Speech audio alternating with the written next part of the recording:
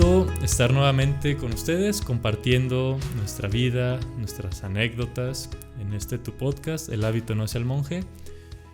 Pues queremos una vez más compartir lo que traemos en el corazón, lo que preparamos, esperando que te sientas acompañado por esto que queremos compartir. Soy Lalo Ramos, misionero del Espíritu Santo.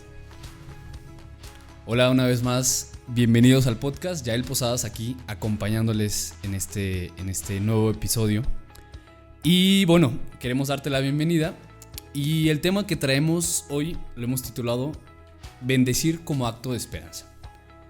Y bueno, les compartimos y te comparto, Lalo, o sea, la idea surgía, yo hace unos meses estaba como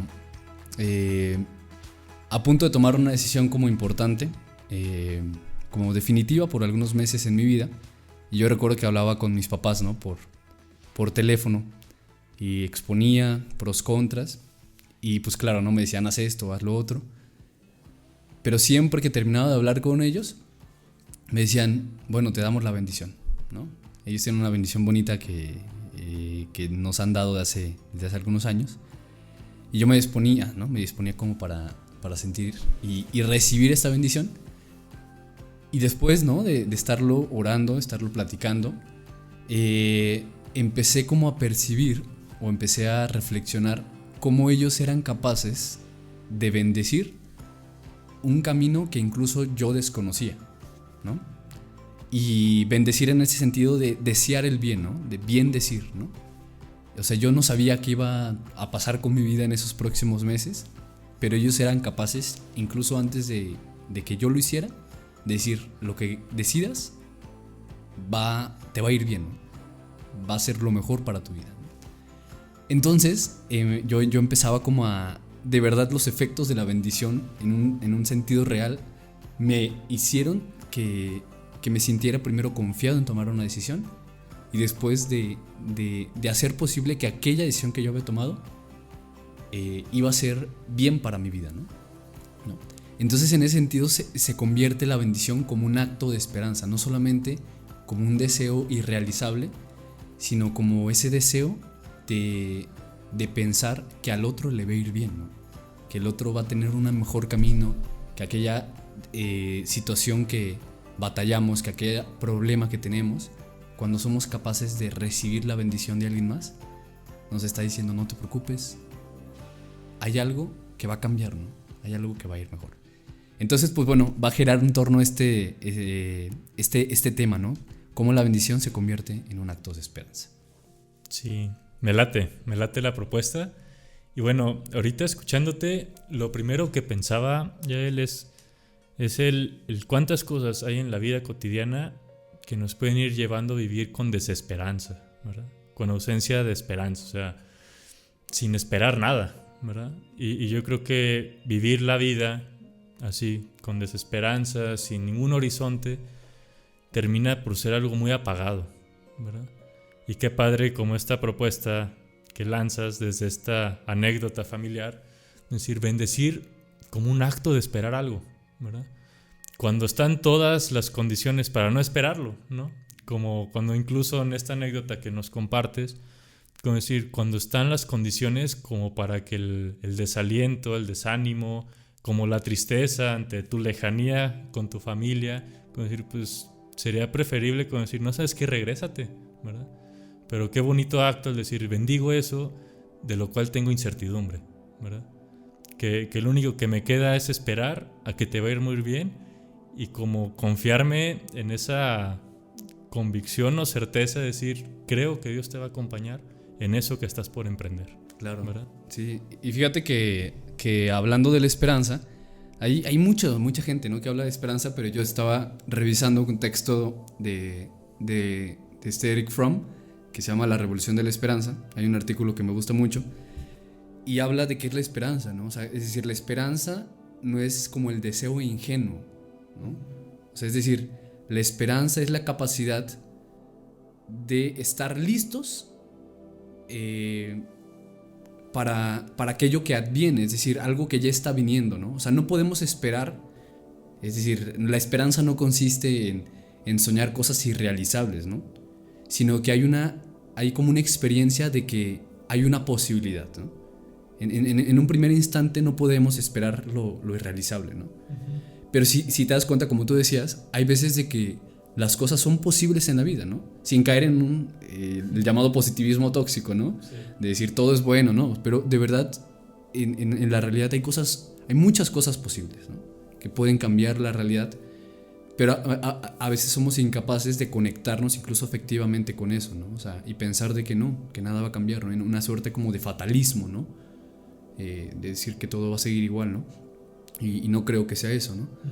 Pero también, como que incluso está interesante porque la tentación de caer en este fatalismo también implica como este alejamiento, es decir, descomprometernos de la realidad. Porque yo también pensaba que bendecir es comprometerte con que aquello que bendices te comprometes con la vida de esa otra persona, ¿no? O sea, yo pensaba en esta anécdota que te contaba de mis papás.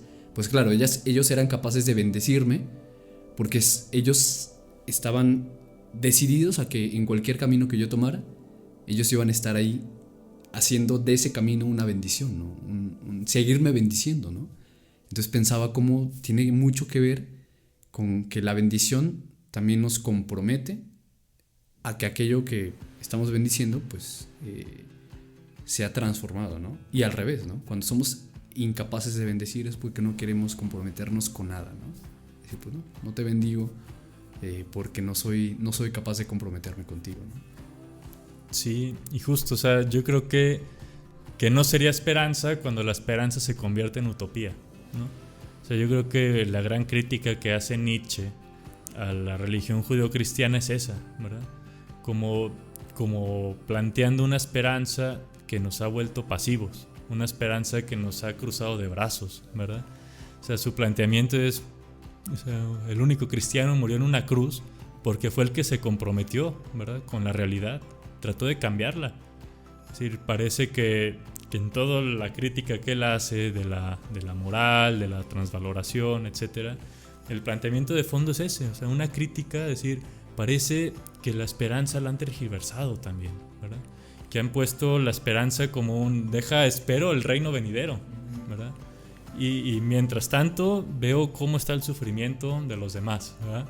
O sea, a mí se me hacía como un planteamiento como muy profundo, ¿verdad? Que claro que duele cuando luego ves a muchas instituciones como con esta falsa esperanza, ¿verdad? Como incluso poniendo ideales demasiado altos que resultan utópicos y que te desvinculan, ¿verdad? Te desvinculan, porque entonces a mí se me hacía como en esta imagen de cuando Jesús es la ascensión, ¿no? Como los discípulos mirando hacia arriba, ¿no? Y como luego la experiencia de Hechos de los Apóstoles de, pues déjame ir hacia arriba a ver cuándo viene, ¿verdad? ¿Cuándo viene? Espero que venga, ¿no?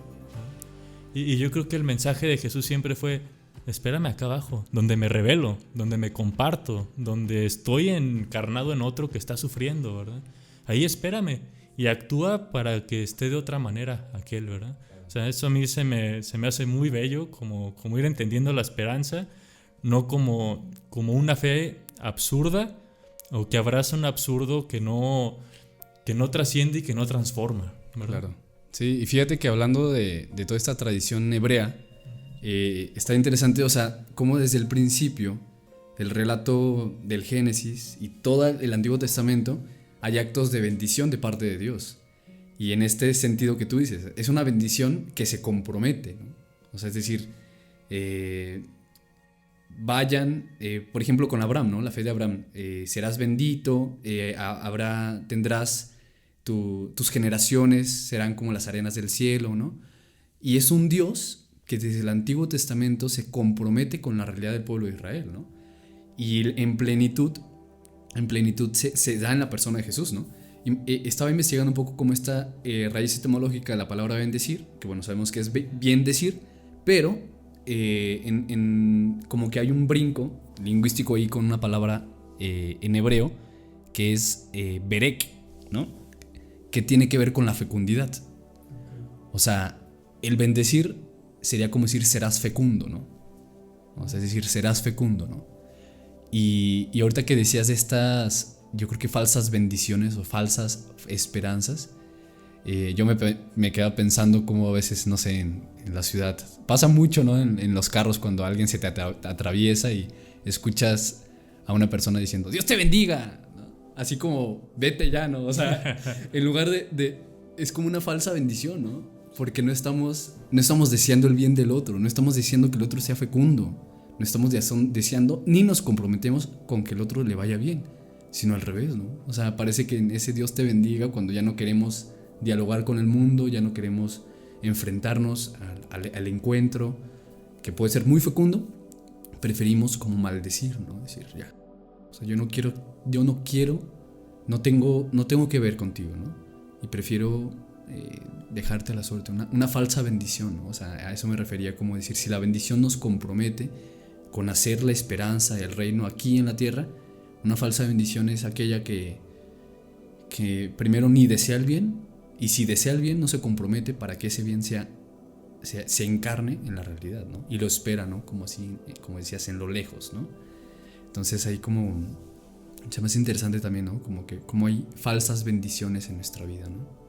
Sí, fíjate, ahorita que compartías esto, como de bendecir, también como el deseo de fecundidad, me acuerdo mucho de quien era mi acompañante espiritual cuando yo estudié filosofía. Después de un acontecimiento como muy doloroso que me costaba entender, como elaborar, decir, a ver, pasó esto y atrevérmelo a ver con mucha verdad y humildad como ese acontecimiento, era algo que al final de cuentas también me estaba lastimando, ¿verdad? Y quien era mi acompañante me dijo, Lalo, bendice eso que te pasó y deja que se vaya, ¿verdad? Entonces, ahorita que decías esto, se me hace como muy bonito también releer como esa invitación desde ahí, ¿verdad? Como que esto que te pasó, esto que te duele, que te incomoda, pues que también sea fecundo, ¿verdad? Que sea fecundo en tu vida por los aprendizajes que me dejó sin duda, como por los límites que me ha ayudado luego a establecer en otras relaciones. O sea, yo creo que sí me costó darle la bendición, porque era, ¿cómo voy a bendecir esto que de verdad me duele, que me lastima, que no comprendo del todo, ¿verdad? Y como bendecirlo justamente desde ahí, como un acto de esperanza, es decir, esto va a pasar, voy a tener la posibilidad de darle otra interpretación, de leerlo de nuevo y tener aprendizajes, ¿verdad? Y desde ahí yo creo que cobra un sentido como muy bonito, es decir, bendecir incluso aquello que hoy te duele y que a lo mejor toca soltar un poco con la esperanza de que un día va a ser algo fecundo, ¿verdad? Que va a ser un aprendizaje como muy rico para ti y para otros. Sí. ¿Y ha sido fecundo? Sí, sin duda. Yo creo que a la distancia después de 4 años, hoy puedo decir que ese dolor hoy es fecundo, ¿verdad? Hoy es fecundo en mi vida porque me ha permitido acompañar también a otros, ¿verdad? Que han pasado por algo similar o que están en algo similar, ¿verdad? Y desde ahí poderlos acompañar, entonces, híjole, bendecir ese dolor en ese momento, sin duda, ha sido fecundo el día de hoy. Yo pensaba ahorita con lo que compartes de un autor que hablaba hablando como del tríodo pascual, que era necesario dejar no solamente, como tú dices, bendecir a las muertes, sino dejar que las muertes nos bendigan. O sea, como que también que aquello que ha acontecido en nuestra vida, incluso doloroso, sea bendición, ¿no? O sea, que no se vuelva infecundo, no se quede ahí, ¿no?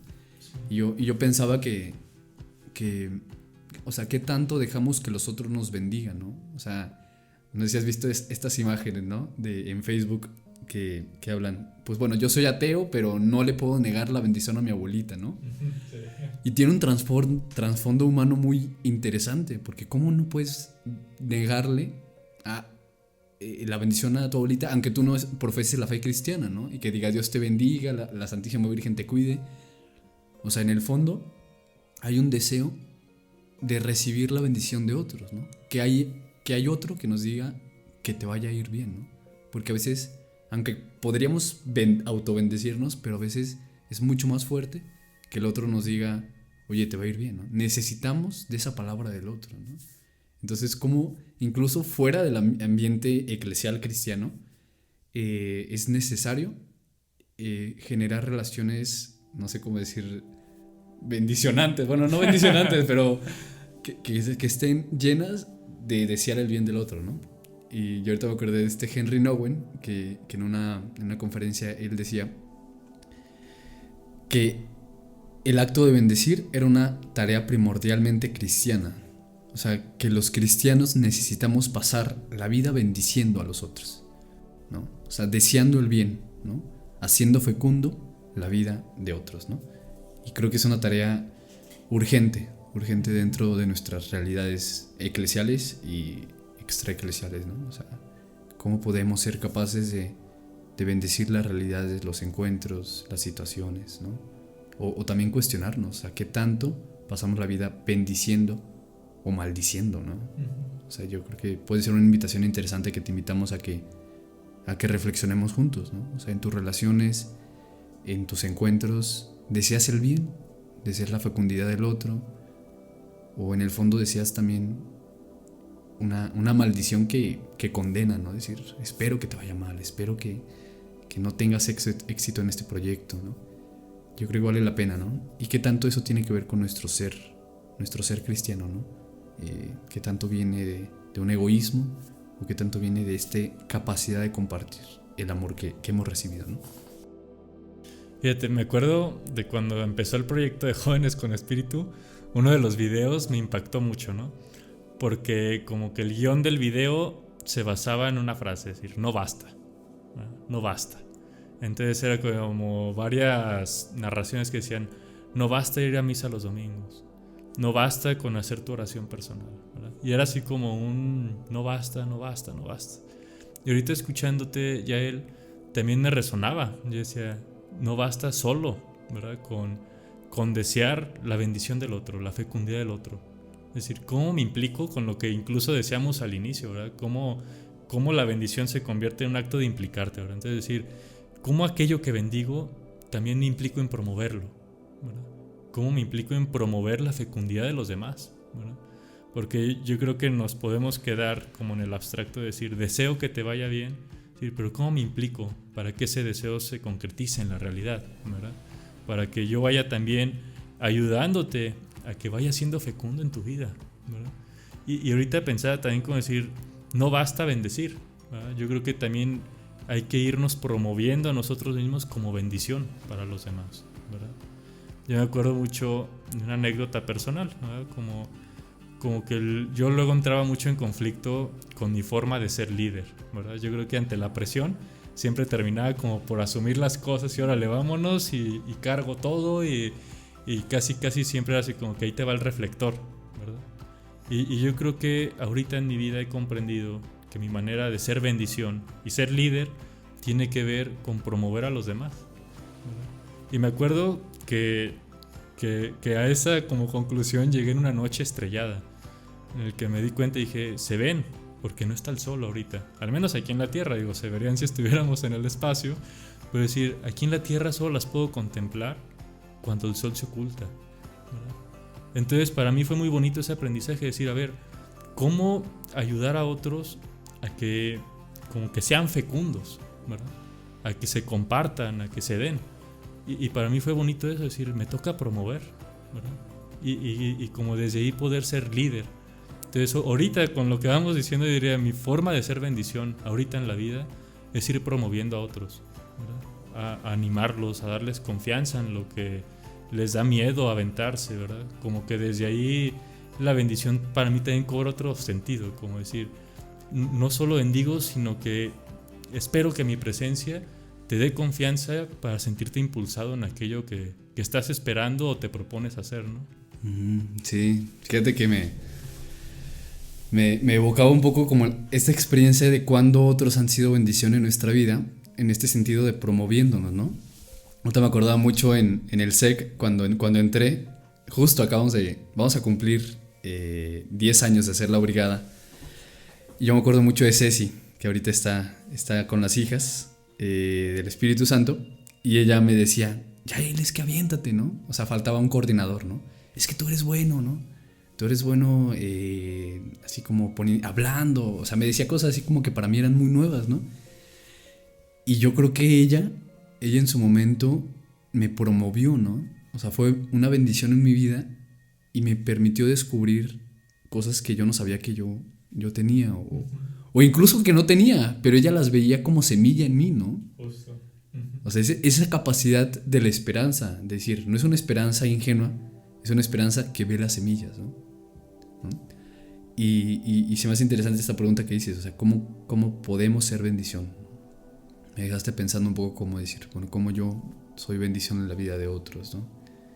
Que sí, o sea, que tiene que ver con mi historia, con mi manera de relacionarme, incluso hasta con mis heridas, ¿no? O sea, con estas sensibilidades que yo cargo, ¿no? Y no sé, creo que es interesante, ¿no? Como empezar a reflexionar cómo ser bendición, cómo estamos llamados a ser bendición en la vida de otros, ¿no? O sea, yo identifico, ¿no? O sea, en mi vida, ¿no? A lo mejor a través de la música, de la alegría, incluso de la reflexión, es una manera en que ahora me siento que estoy llamado a ser bendición en la vida de otros, ¿no? Pero siempre descubriendo las semillas que hay en otras tierras, ¿no? Sí, y es que fíjate, también ahorita me acuerdo de un libro que leí hace ya como 3 años, se llama Es bueno creer en Jesús, de Pagola, ¿verdad? Y él plantea como las características que tiene que tener una esperanza verdadera, ¿verdad? Cristiana. Pero también con esto que hablamos ahorita, digo, ahorita pasó lo de Pagola, decía la bendición o el ser bendición como acto de rebeldía ante la desesperanza, ¿no? Como decir, ir por la vida, aunque los motivos sean pocos, aunque la pasión esté disminuida, ir por la vida tratando de ser bendición, promoviendo a otros, como un acto de rebeldía y de denuncia, ¿verdad? Como decir, no es la única manera de vivir la que estamos viviendo, ¿verdad?